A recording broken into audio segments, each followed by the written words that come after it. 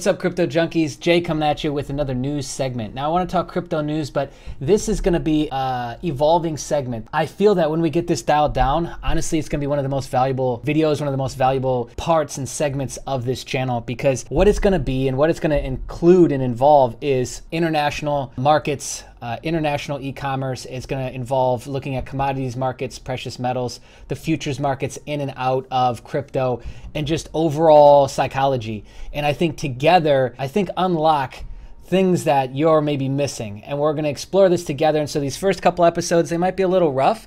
They're definitely not going to be the best way that I can present this stuff. I don't really care how I'm going to do it these first couple times. Is this going to be more of an exploratory thing together and just looking at oddities together and coincidences and see how that's lining up with price action. And the more you look at this deeper level stuff, these different patterns and cycles, the more I think you actually understand what's going on. At times like this, I'm filming this at the end of June. Let's let it be noted that it's June 27th. It's a red market right now. We've been dipping in and out of $6,000 territory. Everybody's losing their mind again. And you can tell when it's getting bad because they'll dig up my old videos that I've left on purpose. So thank you for finding the old videos that I left up on my channel on purpose and talking badly, right? It's the same thing on YouTube. It's the same thing on Twitter. You know, guys with 200,000-300,000 followers are getting drilled the same way. Like, you're an idiot, blah, blah, blah, blah, blah. Keyboard warriors just losing their minds. This is when you know that we're just about near the bottom. That should be an indicator. So hopefully the people that, you know, get hit, like, you can kind of filter your way through it and don't take it that serious, because they're not actually mad at you. They're just mad at the market, and they're mad at themselves because they don't understand what's going on. So what I would rather focus on, while everybody else just wants to point fingers and get into these long threaded battles about nothingness, shut the and let's just get smarter together. If we're all in the bandwagon of this is a cryptocurrency community and we're all in this together until we slit each other's throat in a Telegram comment, then come on now, like, just chill out and find the bigger patterns at play. It's not a smart and stupid thing, it's just an attention thing. And you can get there, you just have to put in effort. We're going to start this off in the same place every time. We're going to start this off in the users area, the Crypto Junkie membership area. This is the shameless plug, absolutely 100%. And we might have launched this at the absolute awful time, but we finally launched it. So far, I believe we have one Patreon. But it's $10 a month right now for the first 100 people. What you get access to is all of the tools and resources that you're going to see on your screen and that I'm going to reference throughout this training. So it's tools, it's resources, it's video training, it's a lot of everything. It's just the whole point of it is supposed to be taking and condensing down a bunch of tabs of information and getting some exclusives from us as well. The first place we need to start, top 50 crypto. And let's take a look. Hey, what do you know? Mostly red except for 3. Crypto news feed. And here's where we get all of our blog information on the left and news syndication sites on the left. On the right, we'll get Twitter, which it's everything crypto except some gold and silver stuff, Zero Hedge and Market Watch, which Nassim Talib, which I believe are good enough. And we're going to open up a whole economic news feed and breaking news section as well as this one. So this is what we got for now. But this is where you can really get your 5-minute fix first thing in the morning to find out what's going on with the markets. It's that simple. Here's a quick look at the Patreon page. This is where we're doing it. One Patreon so far, $10 a month, and you get access to that tool. Patreon.com/cryptojunkies. It's down in the description below. You'll also get exclusive access to some unlocked or to some private channels, and you'll get those unlocked in the Discord community, which is over 5,200 people strong. So obviously the word hasn't gotten out, or maybe $10 is too much. I don't know. I guess we'll figure that out together. Let's start with some good news. Hitting the crypto spear, then we're going to dive out and look at macroeconomics for a second. So great news and coincidence. We're down at the bottom, and it just so happens that today, right now, Facebook has announced that they are revisiting the blanket statement that they made earlier this year and the blanket ban that they put on all crypto, and they're essentially saying, hey, Forex offers, binary offers, and ICOs are a no. Everything else is, yeah, based on the same rules we've always had. So, for example, we'll be promoting the Crypto Junkies membership area on Facebook, and we'll be able to do it because we use, you know, marketing funnels and all the stuff that you might like or hate to get people into things that will help them, okay? And that's what's called marketing. So essentially, you'll be able to get away with marketing quite a bit, but you won't be able to flat out promote a binary option or an initial coin offering flat out as it serves. If it's some kind of community piece or element to that, I think you'll probably get away with it. But down the middle stuff will get banned still. All right, so good news there. Comes at a really good time because if we look at overall price action right now, we're dipping in the 6,000 territory. We've dipped a little bit below it, but we're still kind of bouncing on this line, which coincidentally off is the 382 fib resistance line or excuse me, fib support line, which maybe we'll talk about a little bit down the road here. But right now, everybody's searching, right? So everyone's going back to Twitter. They're trying to, oh no, this guy's got it all figured out. No, it's not TA, it's FA. Oh no, but TA and FA are completely stupid when something comes out of left field and railroads it. And so none of that stuff works and none of it's real. I'd say none of those answers are right, okay? If you just look at technicals all day long, you miss the big sweeps, which is the fundamental stuff, the big fundamental shifts happening in the background. If you zoom in too much on the fundamentals and the macro, then you miss the micro, which is what's happening today. A lot of guys at the macro don't care about the micro because they're in this for the next 5-10 years. We had a crypto hedge fund just launched yesterday that's looking at a 10-year outcome from now. So it just further proves that there's such a fundamental difference between a speculator and an investor. An investor is someone like Warren Buffett, who will not get into Bitcoin for probably another 3 to 5 years would be my estimation. Because you can say this about him, like he tends to show up to tech stuff really late. He showed up to the internet bubble really, really late. And it's because he goes with what he knows. He goes right down the middle. And he's old school, right? And old school isn't bad. It's just not going to catch the opportunity, I guess, the best window, or I wouldn't even say it's the best window, just at a window where he could have made even more money. And he'll still make a killing when he does come into crypto, which he will if he's not already investing into blockchain companies. We'll talk more about that, shelve that for just a second. But yeah, if you're hyper focused in on the day-to-day chart, oh my gosh, price action, volume, momentum, then we miss the big fundamental stuff, which is like, okay, Tron launches its mainnet, EOS launches its mainnet and has had massive issues. That's going to affect the price action. So I'm too zoomed in, I missed the macro. But also too, there's these other elements and layers, which is just the public psychology and groups and how all of us kind of flow and make these market patterns together with our thoughts and what we're believing. So right now, when everyone thinks that there's blood in the streets and there's been all this speculative money just not necessarily run out of crypto, but not do anything, just stay stagnant. If you look at the market cap, it hasn't really moved. Nothing's really happened. It's because everyone's just sitting. So it's great that all the speculation, a lot of the speculation money was pulled out or scared and left. It leaves a lot more of the fundamental people around, right? When it comes to that argument, please understand that it's not a technical or fundamental is the best. There is no best. It's look at everything. It's also look at the world economics right now. Look at the trade tariffs and how that's affecting the gold and silver market. Look at how that's affecting the S&P market, which does affect the crypto market. Look at different countries and their hyperinflation problems. Those will all affect what's going on with Bitcoin. 5 reasons, and of course this is becoming more and more of a popular topic, which I'm glad, and it's been one that I've been researching myself, is market manipulation. There's been some interesting studies coming out talking about this. It seems to match and pattern a lot of the gold and silver market over the last 25 years spread in terms of the suppression of price. Right now, we also have a market supply and demand conundrum. There's 80% of the Bitcoin mined right now. It's estimated that by 2140, all the Bitcoin will be mined. But again, the next halving is what, 2020? So the fees will get cut in half again in 2020. With all that Bitcoin mined and all that Bitcoin, that 20% still left to mine, we won't see a true read on this. We won't see a true calming down of the volatility, I don't think, until all of it's mined, because it's a very unique business model, right? Like gold and silver is mostly held down is because even if it's not true, there's a belief of supply and demand, and that creates the ecosystem. It helps create the ecosystem. With Bitcoin, the supply and demand very much has a finish line, and that finish line right now is when all the Bitcoin is mined. So the supply and demand patterning that we'll see doesn't really affect it that deeply now, the Bitcoin market, specifically in crypto market. And we won't see that until it's all mined. But right now, that still is a variable. Right now, also understand that 2018 has been an interesting year. We've seen the ICO regulation come in, and we've seen them classify what's a security and what's a commodity, kind of, sort of. The last 6 months will really begin the filtering process for what ICOs and coins stick around and what start to filter out and just go away. It will not be survival of the fittest. Marketing will come into play. Team, community, and ability to get their message out will matter because there's over 1,800 cryptos now. Back when there was just Bitcoin, a completely different story. Or maybe 5 or 10 or 100, even a couple hundred, right? So right now we have that happening, and everything right now is still too closely paired to Bitcoin. Kind of like how the dollar used to be pinned to, the fiat dollar used to be pinned to gold back in the day, okay? So it's the same thing here, and we really won't escape this until we see more mainnets launched and we see more uncoupling and untethering together, right? Speaking of Tether, we had the 250 million Tether that they essentially just printed out of thin air the other day. Weird string of coincidences happening there with the CEO recently stepping down. They have the back tax of 25 mil. Then they have the 30 mil hack. CEO steps down. Then they print 250 million Tether.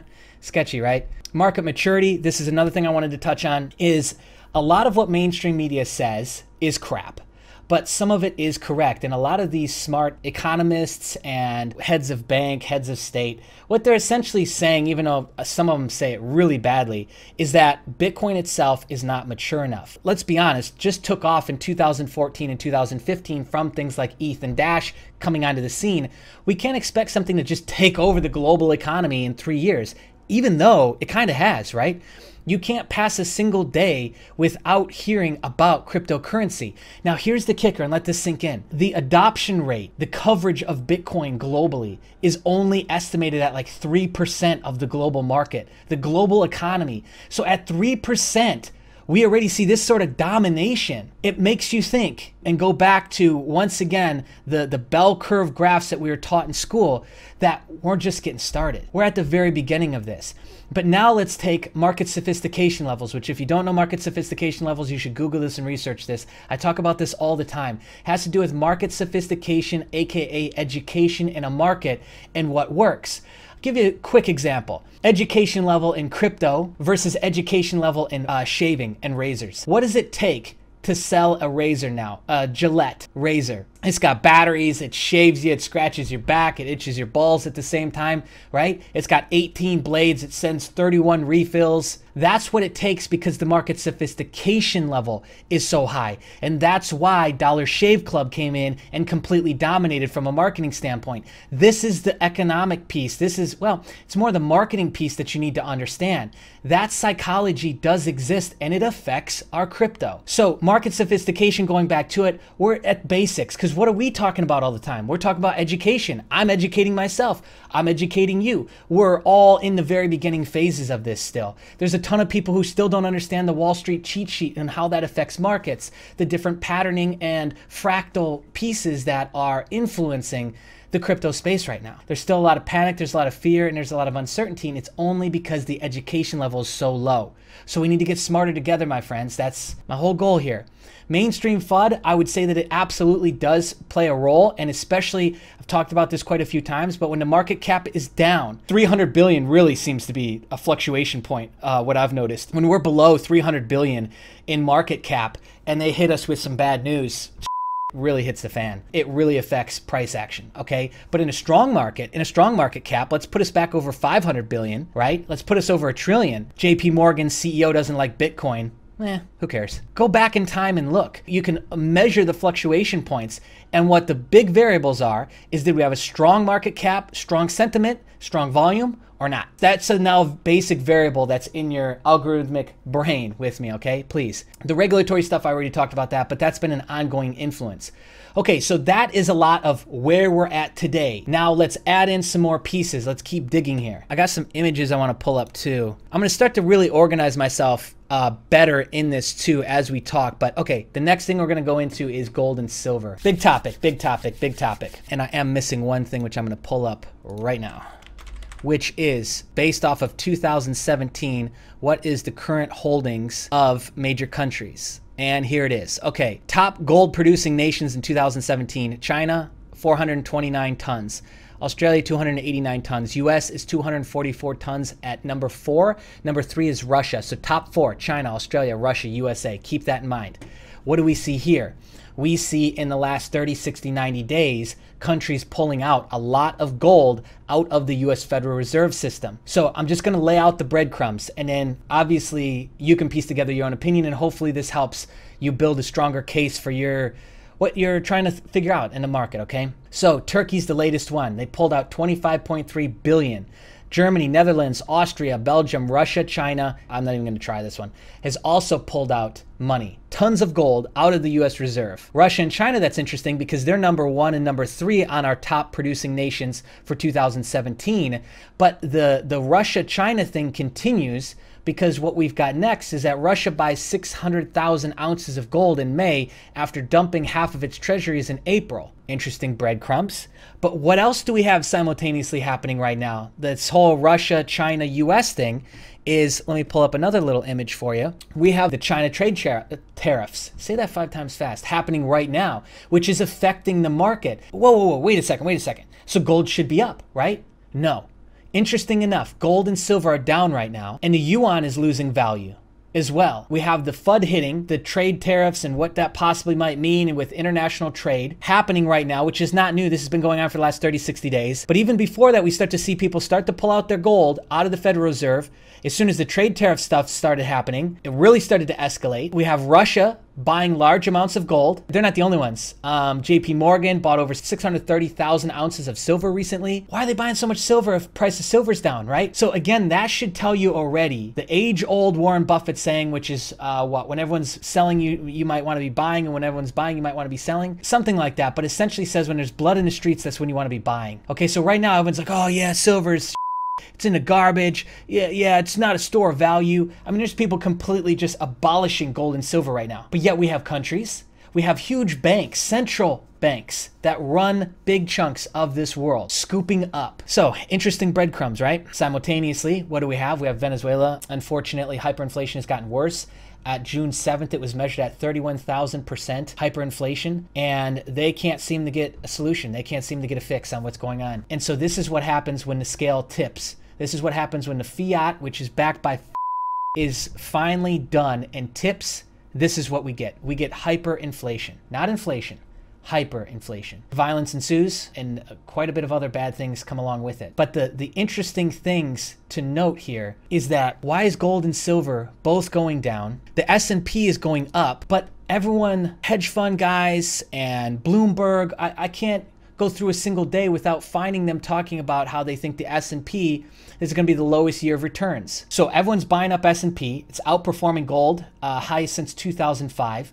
Gold, silver is pulled down, and we've got this trade tariff stuff in the background. And let's go back to the manipulation thing. You know, there's a lot of people who believe that gold and silver has been manipulated for the last 25 years, which it could be. Now, if we look at the plays here that might be going on, is wouldn't it make sense to actively try and suppress precious metal costs so that you can accumulate more, knowing what's the next cycle, knowing what's the next play? And all of this, what it should show is it should show a deeper aspect of our good old cheat sheet here. And market cycles in general, which is that the flippening happens just before things start to get really, really bad. There's usually a ton of key players buying in and scooping that up. And I think we're starting to see that. I think we've been seeing that since about February, but I think it is in hyper mode right now.